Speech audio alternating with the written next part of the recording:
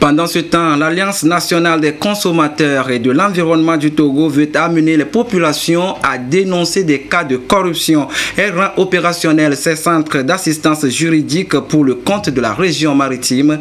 L'émission de ce centre dans ce reportage de Saharu Urotu et Yataratem. S'il y a un mal dont souffrent les États et qui freine leur développement, c'est bien la corruption. Un obstacle majeur à la croissance économique et à la bonne gouvernance. Les acteurs de lutte contre ce fléau au plan national sont ici informés des objectifs, missions, rôles et activités du projet Centre d'assistance juridique et d'action citoyenne. Les CAJAC sont des outils de transparence internationale. On a constaté que dans beaucoup de pays, les citoyens sont à marge de la lutte contre la corruption. Les citoyens ne sont pas engagés. Donc il s'agit à travers les CAJAC d'outiller, de renforcer les capacités des citoyens eux-mêmes afin qu'ils soient des acteurs de lutte contre la corruption, à travers la dénonciation des cas, à travers l'engagement aux côtés du gouvernement pour enrayer ce mal. Nous avons 3 centres d'assistance juridique qui sont opérationnels à Lomé, à Sokodé et à Kara.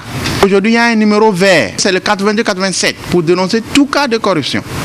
On compte plus d'une cinquantaine de centres d'assistance juridique et d'action citoyenne dans le monde et l'Alliance nationale des consommateurs du Togo en compte 3 à travers le pays. Ces centres accompagneront le Togo dans la lutte contre la corruption.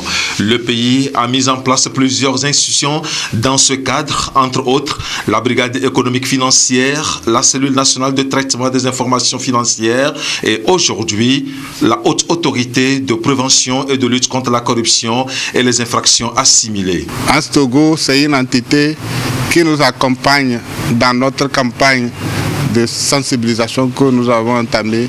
La corruption, c'est une maladie économique. Et comme toutes les autres maladies, il faut bien manier le vaccin et le sérum. La prévention, la sensibilisation que nous faisons, c'est bien le vaccin. Mais si le malade déjà est infecté quelqu'un, il faut le traiter. Ça fait que nous sommes aussi sur le terrain de la répression. C'est dans ce sens que nous avons analysé, examiné déjà 2 dossiers. Nous les avons clôturés, et notamment celui de la Cannes 2013, le second étant celui de la route Lomé-Vogan-Foin. Nous avons transmis les 2 dossiers au procureur de la République près le tribunal de Lomé. Depuis plusieurs années, le Togo s'est engagé dans un processus de réforme ambitieuse, salué par la délégation de l'Union européenne qui se réjouit de voir les fruits de ces différents efforts. Elle a salué également l'obligation de déclaration des biens, décision prise lors du dernier Conseil des ministres.